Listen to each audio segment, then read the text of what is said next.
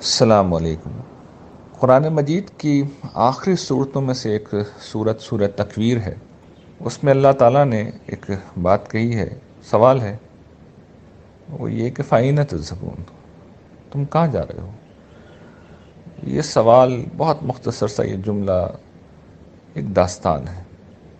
یہ قرآن مجید کے اختتام پہ آیا ہے، تو گویا کہ سمجھیے پورے قرآن مجید کو پڑھنے کے بعد ہم میں سے ہر شخص کو یہ سوال اپنے آپ سے کرنا چاہیے کہ ہم کہاں جا رہے ہیں۔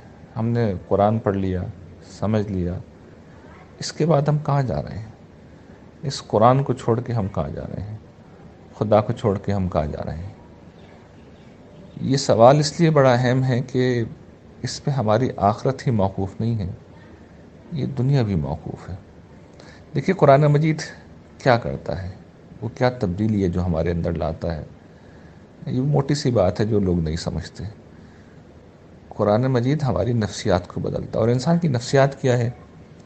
دیکھیے انسان کی نفسیات یہ ہے کہ انسان اس دنیا میں یا تو ضرر سے بچنا چاہتا ہے یا کوئی نفع حاصل کرنا چاہتا ہے، شر سے بچنا چاہتا ہے یا خیر حاصل کرنا چاہتا ہے، مشکل سے بچنا چاہتا ہے اور آسانی حاصل کرنا چاہتا ہے، تکلیف سے بچنا چاہتا ہے اور لذت حاصل کرنا چاہتا ہے۔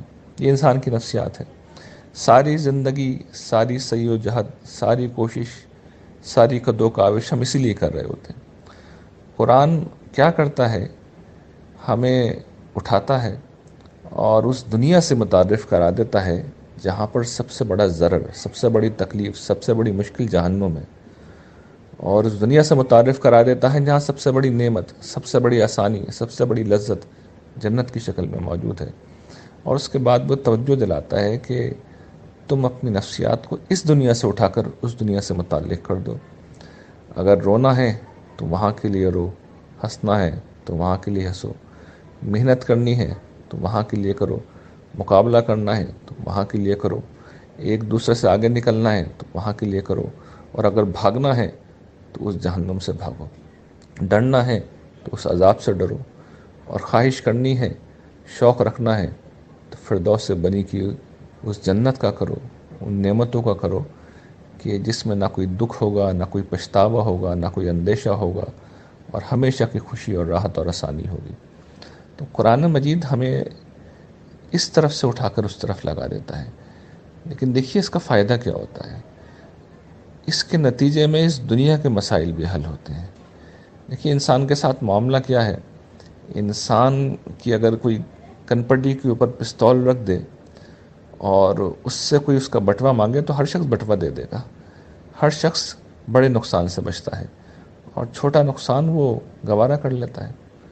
وہ کہتا ہے کہ اللہ کا شکر ہے جان بچی ہے، کچھ پیسے گئے ہیں میں پھر کما لوں گا۔ اسی طریقے سے انسان اگر زیادہ فائدہ حاصل کرنا چاہ رہا ہو، نوجوان جب محنت کرتے ہیں، جد و جہد کرتے ہیں کیریئر بنانے کے لیے، جاب حاصل کرنے کے لیے، امتحانوں میں کامیابی حاصل کرنے کے لیے، تو وہ چھوٹی چھوٹی چیزوں کو برداشت کر لیتے ہیں، چھوٹی چھوٹی چیزوں کو چھوڑ دیتے ہیں، چھوٹے چھوٹے نقصان برداشت کر لیتے ہیں، چھوٹی چھوٹی خوشیوں کو کمپرومائز کر دیتے ہیں، ان کو سیکریفائز کر دیتے ہیں، اس لیے کہ بڑی خوشی آگے ہے، بڑی کامیابی آگے ہے۔ تو آخرت کی کامیابی کا جس کو شوق ہو جائے اور آخرت کا غم جس کے لیے مسئلہ بن جائے، اس کے لیے نہ دنیا کی خوشی کوئی خوشی رہتی ہے، نہ دنیا کا غم کوئی غم رہتا ہے۔ تو یہ چیز ہماری دنیا کے مسئلوں کو بھی حل کر دیتی ہے۔ دنیا کی کوئی محرومی پھر ہمیں دکھی نہیں کر پاتی، اور دنیا کی کوئی نعمت ہمیں اندھا نہیں کر دیتی۔ تو یہ تبدیلی ہے جو قرآن مجید ہمارے اندر لا رہا ہے۔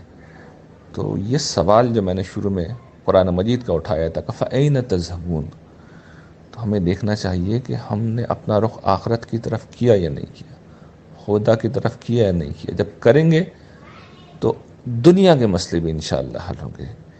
یہ قرآن مجید کا ایسنس ہے جو رمضان کے آخر میں بھی ہم نے نہیں پایا تو پھر کبھی نہیں پا سکتے۔